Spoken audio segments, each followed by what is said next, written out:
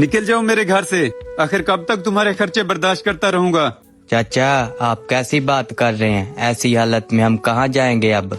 मेरी शादी हो गई, अब मेरे भी खर्चे बढ़ गए हैं। मेरी जान छोड़ दो, अब जाओ यहाँ से।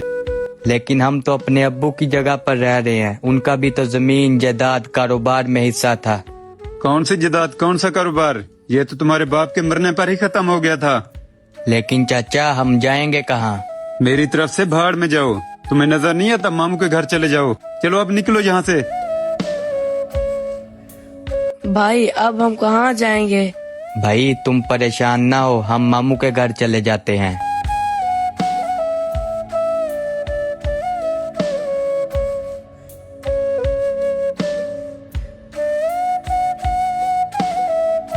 अरे तुम यहाँ ये सामान लेकर कहाँ मुंह उठा के चले आ रहे हो?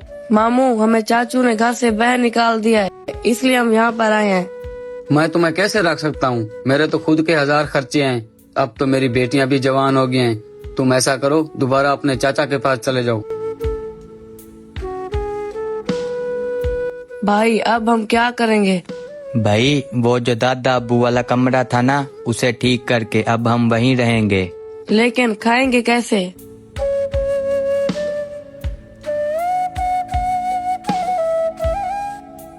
भाई साहब यहाँ काम के लिए जगह मिलेगी। मजदूरी के लिए भी कोई काम नहीं दे रहा, क्या करे अब, कहाँ से खाएं। मस्जिद के नाम पर चंदा दे दे, मस्जिद के नाम पर चंदा दे दे।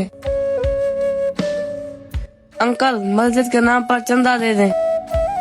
बेटा किस मस्जिद के लिए चंदा मांग रहे हो? अंकल वो जो सामने वाली मस्जिद है उसके लिए चंदा मांग रहे हैं। अच्छा, उस सामने वाली मस्जिद के लिए चंदा मांग रहे हो।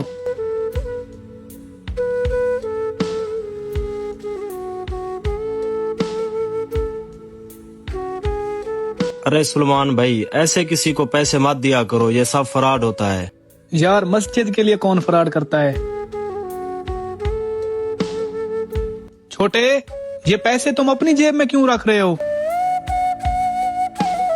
अरे यार पकड़ो इसको।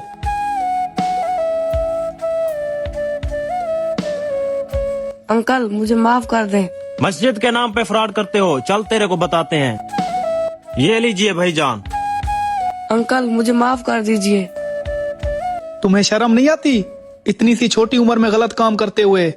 अंकल ये मैं शौक से नहीं कर रहा, मेरी मजबूरी है। अरे इस उम्र में कौन सी मजबूरियाँ होती हैं? अंकल वो बात ये है। कौन सी जायदाद, कौन सा कारोबार? ये तो तुम्हारे बाप के मरने पर ही खत्म हो। तुम्हें नजर नहीं आता, मामू के घर चले जाओ। चलो अब निकलो यहाँ से। मैं तुम्हें कैसे रख सकता हूँ, मेरे तो खुद के 1000 खर्चे हैं। अब तो मेरी बेटियाँ भी जवान हो गई हैं। तुम ऐसा करो, दोबारा अपने चाचा के पास चले जाओ। अच्छा बेटा, अब तुम्हें परेशान होने की जरूरत नहीं है। वहाँ सामने मेरा ऑफिस है, कल तुम अपने भाई को लेकर ना वहाँ पर आ जाना, ठीक है? एक दिन के बाद। बॉस वो राशिद वाली जमीन का ठेका बिलाल मांग रहा है।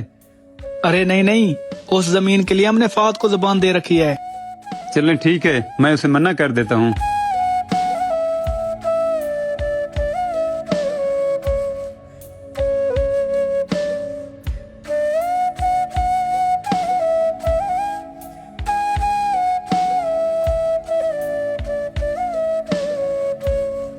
अंकल यही है हमारे चाचू जिसने हमें घर से बाहर निकाल दिया।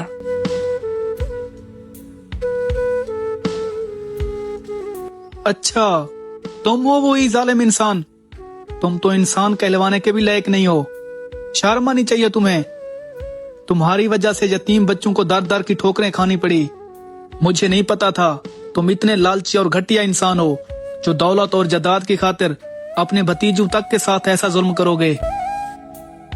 भाई मुझसे बहुत बड़ी गलती हो गई, मुझे माफ कर दें। माफी नहीं, तुम्हें तो सजा मिलनी चाहिए।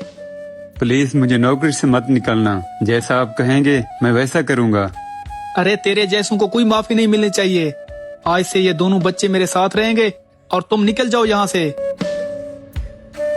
दोस्तों एक बात याद रखें, अगर आप किसी के साथ गलत करेंगे या किसी का हक मारेंगे तो ऊपर वाला आपका भी हिसाब जरूर करेगा।